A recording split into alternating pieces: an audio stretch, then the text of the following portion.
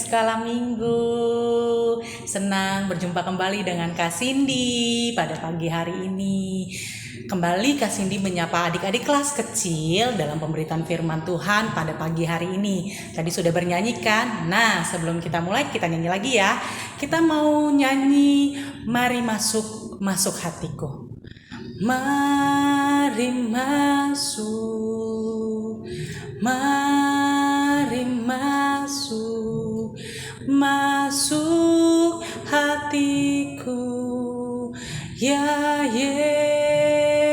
Yesus, datang sekarang, datang tinggal dalam hatiku, ya Yesus.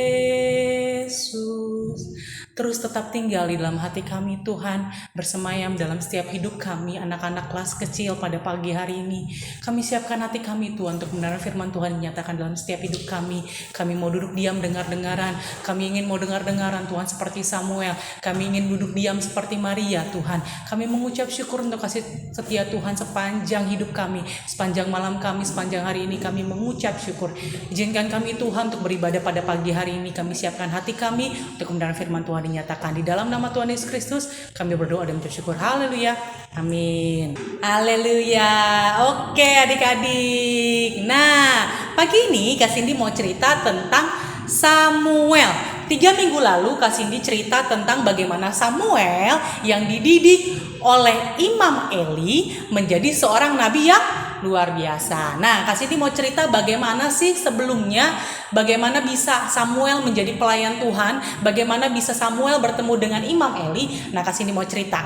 Nah, ada ayatnya di 1 Samuel 1 ayat 1 sampai 28. Nah, nanti adik-adik bisa baca sendiri. Untuk adik-adik yang belum bisa baca, papa mamanya jangan lupa dimintain tolong ya. Oke. Jadi Samuel itu punya seorang ibu, namanya Ibu Hana. Nah, Ibu Hana ini memiliki seorang suami yang bernama Elkana. Nah, Bapak Elkana ini punya 2 istri sebenarnya. Satu Ibu Hana, satu Ibu Penina. Nah, Ibu Penina ini punya anak banyak, ada laki-laki, ada perempuan. Sedangkan Ibu Hana pada saat itu belum punya anak. Maksudnya Samuel belum lahir. Lalu, keluarganya Bapak Elkana ini itu selalu setiap tahunnya pergi ke Silo, satu tempat di Silo sana mereka datang beribadah kepada Tuhan. Nah, setiap mereka datang beribadah kepada Tuhan, mereka membawa persembahan, korban sembelihan, korban persembahan. Nah, itu berlaku setiap tahun. Setiap tahun ketika Bapak Elkana itu membawa seluruh keluarga untuk memberikan korban persembahan kepada Tuhan di Silo, selalu setiap tahun seperti itu. Ibu Penina makan bersama dengan anak-anaknya, Ibu Hana makan sendirian.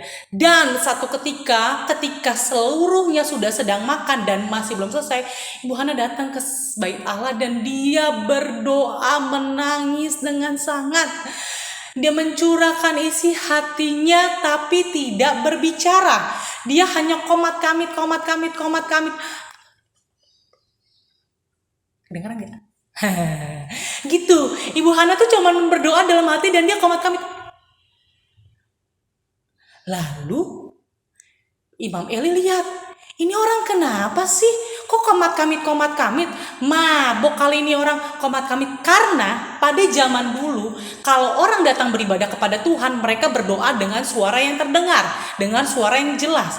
Tapi Ibu Hana, saking dia bersedihnya, dia hanya komat kamit. Begitu. Lalu Imam Eli bilang begini, kenapa kamu bersedih?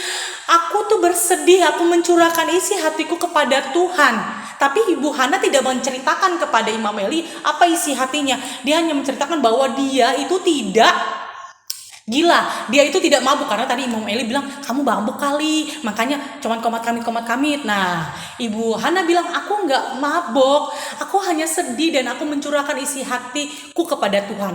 Walaupun Imam Eli tidak tahu isi hatinya Ibu Hana kepada Tuhan, Imam Eli berkata, pulanglah, maka Tuhan akan mengabulkan doamu. Lalu Ibu Hana pulang.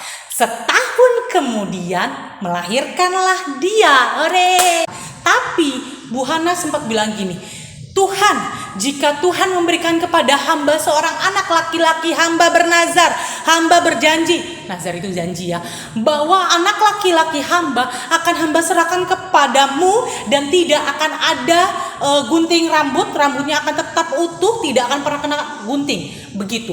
Lalu ya, ketika Hana akhirnya dijawab oleh Tuhan dan dia melahirkan seorang anak laki-laki, diberi namalah Samuel. Wah, bersuka cita Hana. Tapi Hana ingat janjinya kepada Tuhan bahwa anak ini akan diserahkan kepada Tuhan. Lalu pada saat waktunya 1 tahun berlalu untuk Elkana dan seluruh keluarganya datang menyembah kepada Tuhan di Silo, dia Hana diajak. Hana, ayo kita pergi. Lalu Hana bilang, ya suamiku, aku akan pergi ke sana ketika anakku sudah mulai lepas dari asiku, ya. Jadi Ibu Hana itu memberikan asi eksklusif kepada Samuel. Nah, di sana asi eksklusif itu sampai 3 tahun, ya, sampai 3 tahun dia akan memberikan asi.